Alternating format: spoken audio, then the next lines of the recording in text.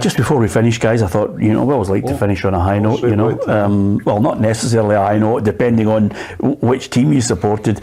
I was looking at the top 5 football upsets that you can think of down through the years, and there are a fair few, so I'll let you all contribute to it. Matthew, what sticks in your mind as one of them?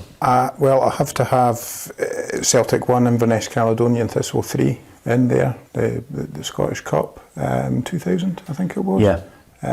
I was there, got a ticket for my birthday, a fantastic occasion. Cali Thistle played Celtic off the park.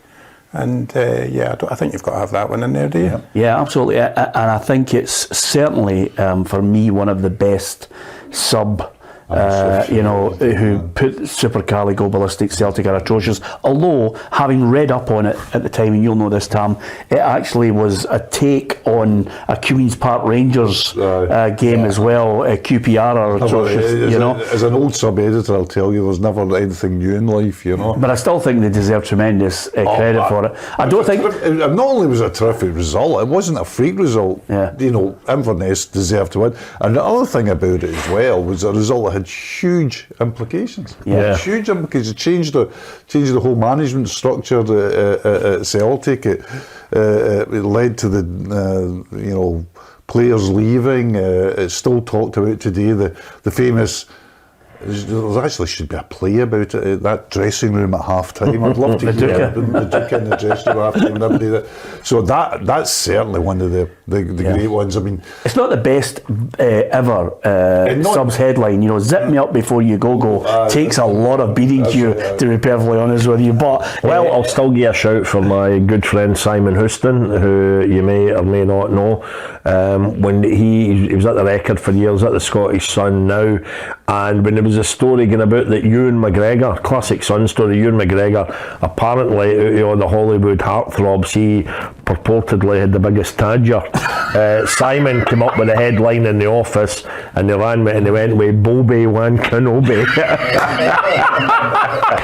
And I was presenting the press awards that year, and I mind giving him a special mention. I thought I think it was a lifetime achievement award for that. And there was, hey, we've done well. We've got Garincha and Ewan McGregor. I think when you're talking about Celtic, all right, Inverness, Caledonian, Thistle weren't a bad team, and back in the day they had a tasty team. Yeah. But when you talk about was it the Pop Idol team they were called, that Clyde cobbled together and beat Celtic when Strachan was just in the door, Dewey, Roy Keane. I mean, I think it's the headline that makes people think that was one of the ultimate upsets, Clyde was surely bigger. Berwick Rangers v Rangers in '67 was huge, because people forget that Rangers team went on to play in the European Cup Winners' Cup final that season. Yeah.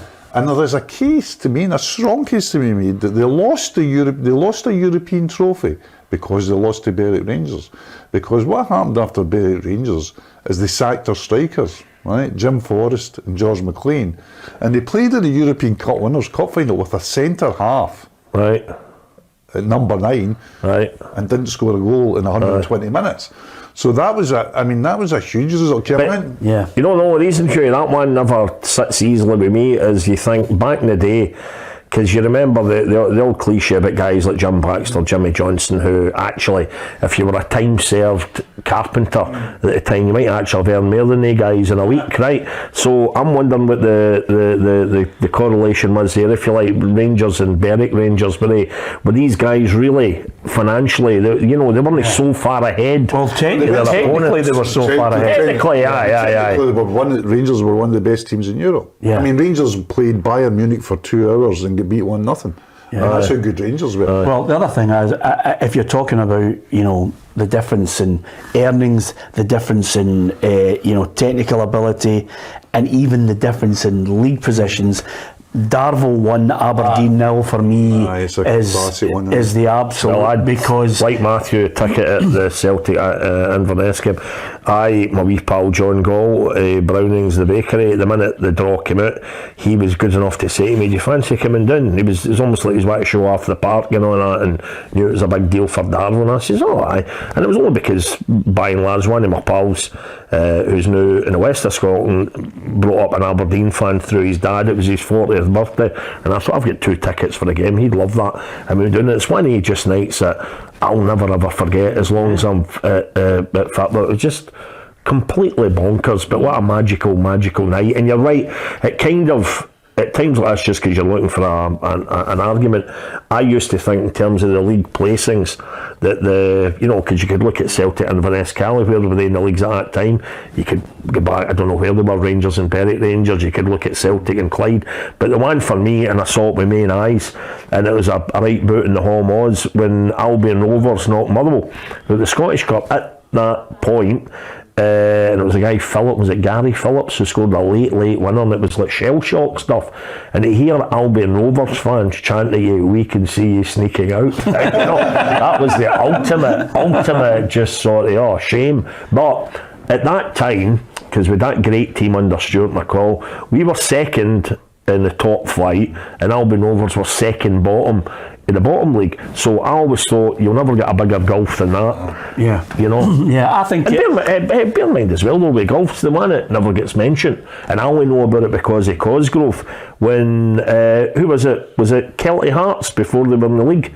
Or was it, who was it beat St Johnstone? When they were defending champions. Was it? It was definitely in the League Cup or the Scottish Cup. But whoever it was, they were definitely non-senior league at the time. Yeah. But again, that's maybe what I talked about earlier. The foul, or was it in the Old Firm game? You keep talking about it because it's Rangers and Celtic. Here we can't even remember St Johnstone getting toughed out by a non-league club. It's a good point, and to be fair, you're trying. Well, I was going to say to you, you're trying to cover so many different generations. I mean, I hate to say it, but I always think of Ronnie Radford scoring Hereford against Newcastle, and because that gets into because of those days, the culture of those days, we all watched the same things at the same time. Yeah, there's only 3 channels, so we all saw that. We all can remember of a certain age the ball coming out the glue park again. And the other one that we all remember, which probably wasn't a huge shock, but it was at the time, was Sunderland versus Leeds in the Jim Montgomery set. Yeah, that's right. Because Leeds were the best team, one of the best teams in Europe, and Sunderland weren't. But that game is always an upset to me. And I think the greatest upset I can think was, I can't remember. It was probably, I think it was either 50 or 54 when England got beat by United States. Oh yeah, that's another belter. Yeah, and there are a few. North Korea defeating Italy at the World Cup. That's a good one, Peter. It was a good one, and I'd written down, obviously, Wimbledon 1, Liverpool 0, Laurie Sanchez with the Golden FA Cup final. The World Cup there had a few crackers, didn't it? World Cup, in Qatar, that had, Morocco's Saudi Arabia. Saudi Arabia beating Argentina.